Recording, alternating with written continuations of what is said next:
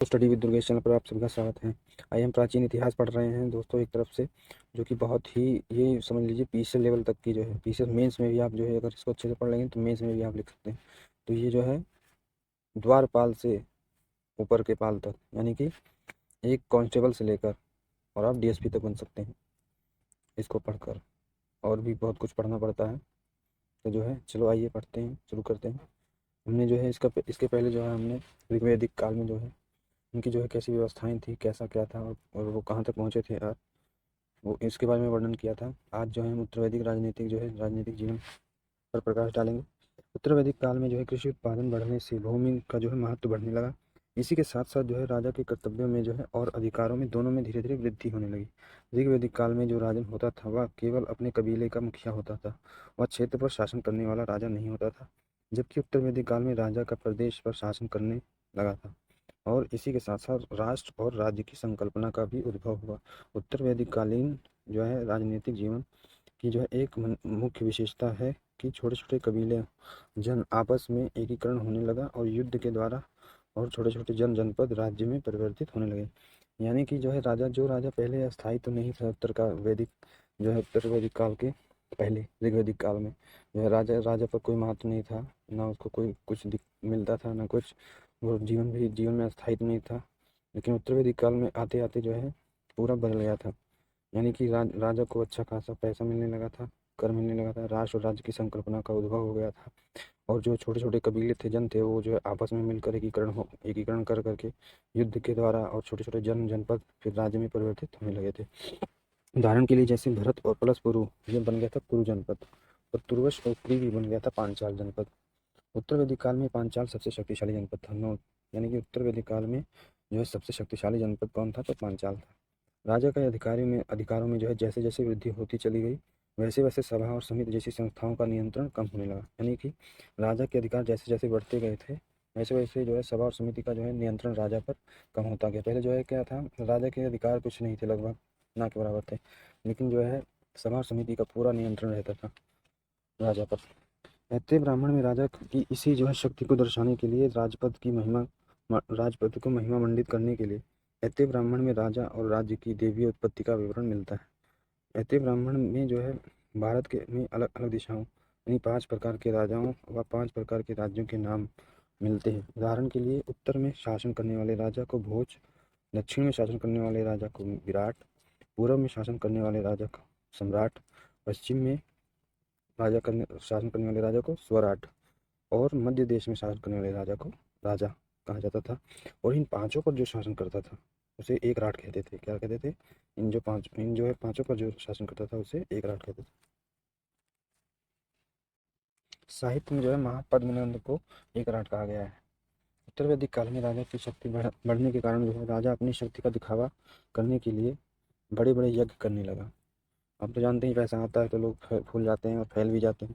राजसूय यज्ञ, यानी उदाहरण के लिए हम बता रहे हैं राजसूय यज्ञ, अश्वमेध यज्ञ, वाजपेय यज्ञ, अग्निष्टोम यज्ञ। अथर्ववेद में राजा परीक्षित का उल्लेख सर्वप्रथम आया है। इसे मृत्युलोक का देवता कहा जा गया है। शतपथ ब्राह्मण में राजा का राज्याभिषेक राजसूय यज्ञ द्वारा किया जाता है। रत्नी, रत्नी जो है राज्य के उच्च पदाधिकारी को कहा जाता था। शतपथ ब्राह्मण ग्रंथ में जो है 12 प्रकार के रत्नियों का उल्लेख आया है।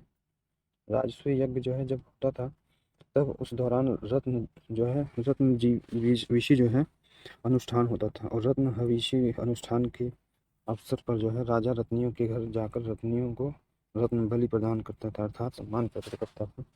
इस काल में जो है राजा का एक नाम जो है विषमता या विघ्नता मिलता है था। यह नाम जो है राजा द्वारा वैश्य पर टैक्स वसूलने के कारण पड़ा। यानी कि वैश्यों पर जो टैक्स वसूलता था उसके कारण जो है राजा का एक नाम विषमत्ता भी पड़ा। राजसूय यज्ञ के अलावा जो है इस काल के अंदर अन्य यज्ञ भी होते थे। अश्वमेध यज्ञ, वाजपेय यज्ञ और अग्निष्टोम यज्ञ। अश्वमेध यज्ञ सबसे महत्वपूर्ण था। यह राजा की जो है शक्ति और प्रतिष्ठा का सूचक था। इस दौरान एक घोड़ा छोड़ा जाता था। इस दौरान जो है पूरे साम्राज्य में यह घोड़ा जो है जहाँ से निर्बाध, यानी कि कोई रोक टोक नहीं गुजरता था, वहाँ तक जो है राजा का एक छत्र साम्राज्य समझा जाता था। और घोड़े को पकड़ने का अर्थ होता था युद्ध। वाजपेय यज्ञ है। वाजपेयी यज्ञ में जो है यह एक प्रकार का रथ दौड़ था, जिसमें जो है राजा का रथ सबसे आगे होता था। यानी कि वाजपेयी यज्ञ में जो है उन्हें अपनी अपना, तुम सब केवल नाम के लिए दौड़ोगे, जीतेगा कौन? राजा। जैसे कि राजा का बेटा राजा बनेगा, लेकिन अब नहीं। अब जो है काबिल वही होगा जो काबिल होगा, राजा वही बनेगा जो काबिल होगा। तो वाजपेयी यज्ञ में जो है यह एक प्रकार का रथ दौड़ था, जिसमें राजा का रथ ही सबसे आगे होता था। यह जो है खान पान से संबंधित यज्ञ था, यानी तुम सो खाओ पेट भरो बस ऐसे। अग्निष्टोम यज्ञ जो है, अग्नि में जो है पशु बलि दी जाती थी। उत्तर वैदिक काल में यज्ञीय कर्मकांड के बढ़ने के कारण पशु बलि की प्रथा बढ़ गई थी। इस काल में जो है राजा स्वैच्छिक उपहार की जगह अनिवार्य कर वसूलने लगा, और जैसे भाग शुल्क बलि नाम से जाना जाता था। बलि जो कि ऋग्वैदिक काल में स्वैच्छिक उपहार था, ठीक है, अब जो है अनिवार्य कर दिया गया, और इसे जो है अनिवार्य रूप से वसूला जाने लगा उत्तर वैदिक काल में। उत्तर वैदिक काल में जो है टैक्स वसूलने वाले अधिकारी को भागधुक, नहीं भागधुक, जबकि कोषाध्यक्ष को संग्रहीता कहते थे। ये इंपॉर्टेंट पॉइंट है, इनमें से क्वेश्चन टिप से उठा लेता है, वनडे एग्जामों में पूछ लेता है, और हम जो है हाथ मल के रह जाते हैं, क्वेश्चन गलत करके आ जाते हैं। मेरे खुद क्वेश्चन कई बार गलत हुए हैं दोस्तों, ऐसा नहीं है। सब सीखते हैं, यहीं सीखते हैं, कोई पेट से सीख के नहीं आता है। यहीं सीखना है, यहीं पढ़ना है, और लगे रहना है। जब तक तोड़ेंगे नहीं तब तक छोड़ेंगे नहीं। तो वो बलि जो है, जो कि जो ऋग्वैदिक काल में स्वैच्छिक उपहार था, यानी उत्तर वैदिक काल में आते आते उसे अनिवार्य कर के रूप में वसूला जाने लगा। और उत्तर वैदिक काल कर जो है टैक्स वसूलने वाले अधिकारी को जो है भागधुक, जबकि कोषाध्यक्ष को संग्राहिता कहा जाता था। इसके बाद में हम देखते हैं उत्तर वैदिक जो है काल था, उसका समाज कैसा था। उत्तर वैदिक समाज, उत्तर वैदिक काल में वर्ण व्यवस्था जो है अपने पूर्ण रूप में स्थापित हो चुकी थी, यानी पूरी तरह से चरम सीमा।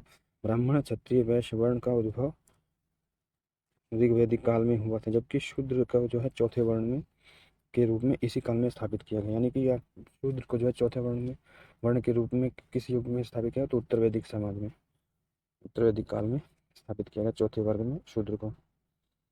लेकिन उत्तर वैदिक काल में भी वर्ण व्यवस्था का कठोर स्वरूप दिखाई नहीं देता है, क्योंकि पेशा जो है वंशानुगत नहीं हुआ था।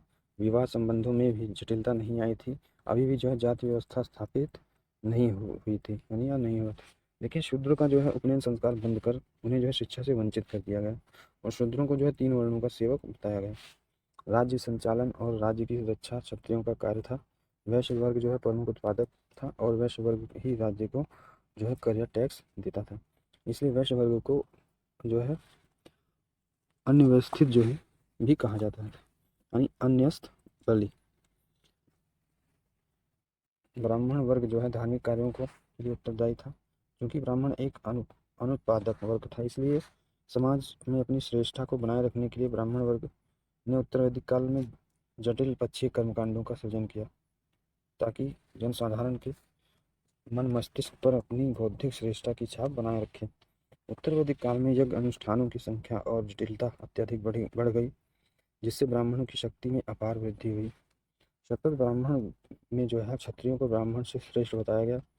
यह क्षत्रिय ब्राह्मण और वैश्य वर्ग का उपनयन संस्कार होता था, इसलिए इन तीनों को सम्मिलित रूप से द्विज कहा जाता था। स्त्रियों की दशा में जो है गिरावट मैत्रेयी संहिता में जो है स्त्री को जो है 3 बुराइयों में रखा गया है: सुरा, पासा यानी जुआ, और स्त्री। क्षत्रिय ब्राह्मण में जो है पुत्री को ही समस्त दुखों का कारण बताया गया। बताओ, ये कंडीशन थी उस समय।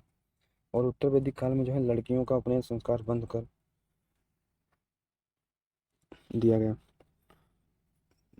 वह दारुण्य उपनिषद में गार्गी जो है और याज्ञवल्क का संवाद का जिक्र आया है, जिसमें जो है गार्गी एक विदुषी महिला थी, जबकि याज्ञवल्क एक विद्वान थे। जैसा कि गार्गी याज्ञवल्क के संवाद से पता चलता है कि इसके अंतर्गत जो है याज्ञवल्क ने गार्गी से कहा, ज़्यादा बहस मत करो, नहीं तो गदा से तुम्हारा सिर तोड़ दिया जाएगा। बताओ, ऐसा बोला गया। यानी एक महिला जो बुद्धिमान है, आगे बढ़ रही है, तो उसको जो है उसका सिर तोड़ देंगे, ऐसा था। लेकिन जो है स्त्रियों की दशा में अभी भी उतनी जो है खराब नहीं थी, जितनी जो है सूत्रकाल यानी कि 6ठी से 3री शताब्दी के ईसा पूर्व में दिखाई देती है, क्योंकि शतपथ ब्राह्मण में जो है स्त्री को अर्धांगिनी कहा गया है। उत्तर वैदिक काल में जो है उपनयन संस्कार बंद और सभा और समितियों में जाने से रोका जाने लगा। बाल विवाह होने लगा। संपत्ति अधिकार पहले से ही नहीं था। नियोग प्रथा अब भी प्रचलित थी। सती प्रथा, पर्दा प्रथा जैसी बुराइयों का जन्म हो गया। मध्यकाल में घोषा, सिकता, अपाला, विश्वबाला ऋग्वैदिक काल की जो है विदुषी महिलाएं थी। गार्गी, मैत्रेयी उत्तर जो है उत्तर वैदिक काल की विदुषी महिलाएं थी। घूसा सिक्तापाला विश्वबाला ऋग्वैदिक काल की और गार्गी मैत्री उत्तर वैदिक काल की विदुषी महिलाएं थीं। तो दोस्तों ये था हमारा वीडियो। इसके आगे जो हम आश्रम व्यवस्था पढ़ेंगे। तो ये हमारा यहाँ तक है। वीडियो को लाइक करें, चैनल को सब्सक्राइब करें, और अगर आपको वीडियो नहीं पसंद आया तो कमेंट जरूर करें। अच्छा पसंद आया तो कमेंट करें। जय हिंद, जय भारत, धन्यवाद।